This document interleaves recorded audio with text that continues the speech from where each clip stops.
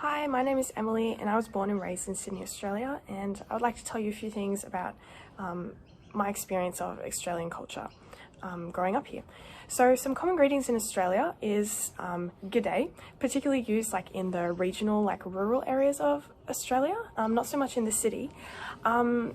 But yeah, it's definitely like a commonly used term. Otherwise, we just say hi or good morning.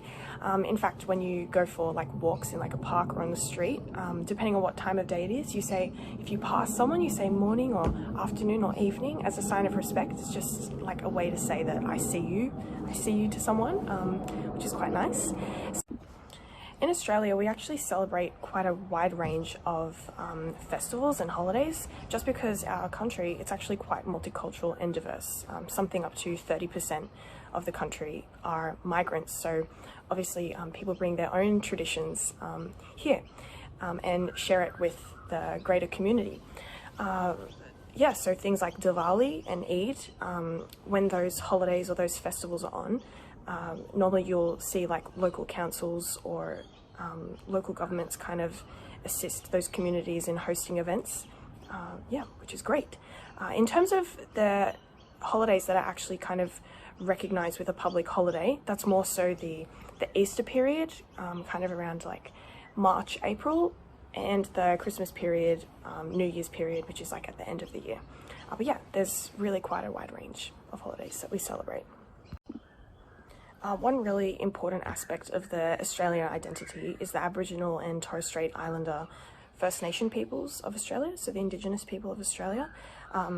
They have such a long and deep history and connection with the land, and a lot of sacred sites in Australia are traditionally Indigenous sites. And because our country is entirely kind of built up of migrants, it's important that all of us really pay respects to the traditional ownership of the land. Often when we have like a large gathering, like a meeting or like an assembly, we always pay respects to the Indigenous people's land that we're meeting on. So depending on like which region that you're kind of meeting in, there were so many different Aboriginal like clans that you recognize the specific land of that clan that you're in. So something over Australia, there was over 500 different clans. So yeah, it's a really big aspect of the Australian identity. So just a brief note about the etiquette and customs in Australia. As I briefly mentioned, normally when we see someone in the street, we say, hi, how are you? Or hi, good morning, just as like a sign of respect. But on a bit of a deeper level, how we approach etiquette is that there's a strong sense of mateship in Australia. And what mateship really is that you look out for your neighbour, you look out for your mate, for your friend, sometimes even people that you don't really know or aren't super close with. It's really about having like a kind of like a community centered focus and having a lot of respect for other people and making sure that they're okay, as opposed to like an individualistic kind of focus. So we're very community centered, and we're all really respectful and friendly to each other, not necessarily in the sense of how we like refer to someone by name. We don't always call people by like Mr. Smith, Mr. Maybe like a sir or like a madam if we don't know them, if they're like an older gentleman or an older lady. But yeah, we just show respect and kindness to people, not necessarily by using formal language, but it's more so just like an attitude and how we treat people. So yeah, mateship is definitely like the defining feature of like etiquette. Because Australia is a little bit more informal, when we address someone by name, we don't particularly add like a prefix or to like address them. But if they're like an older person, as a sign of respect, normally we'll say sir or ma'am or madam, or even like if it's someone that we consider like a close friend, or like an older person we consider like we have respect for them, we say like auntie or uncle or something like that. But no, yeah, normally when we meet people, we just show respect and ask what they preferred to be addressed with. Yes.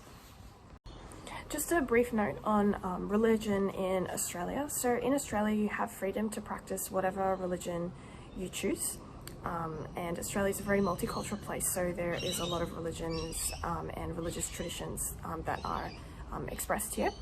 And yes, we see that we're a bit more of like a secular society in that religion and your freedom to practice religion is not affected by government, essentially. So they're seen as two separate things. So you have freedom to practice religion, yeah, whichever you choose. Friendly. So in terms of the fashion that is kind of worn in Australia, it's a bit more of like Western fashion. So definitely people wear like their own cultural fashions, particularly to cultural events, but typically it's a bit more Western fashion. Now it's not as formal as like European clothing. Typically we just wear like jeans and a t-shirt, so it's a bit more casual. And if you're in like kind of like beach towns or yeah, a bit more like beachy area, then you maybe wear like flip-flops, like shorts, t-shirt. It's all very casual, kind of casual Western fashion. Yeah, so that's the main kind of idea. Australia's a very like welcoming and inclusive place, so yeah, just be kind and it'll treat you kindly too, like most places. Yeah, so thank you for listening, and yeah, have a good day. See you.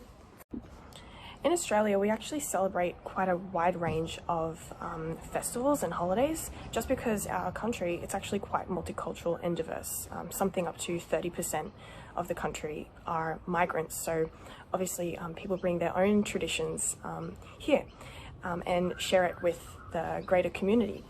Yeah, so things like Diwali and Eid, when those holidays or those festivals are on, normally you'll see like local councils or local governments kind of assist those communities in hosting events, yeah, which is great.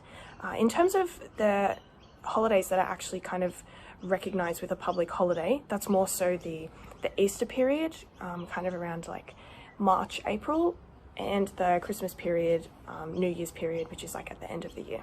But yeah, there's really quite a wide range of holidays that we celebrate.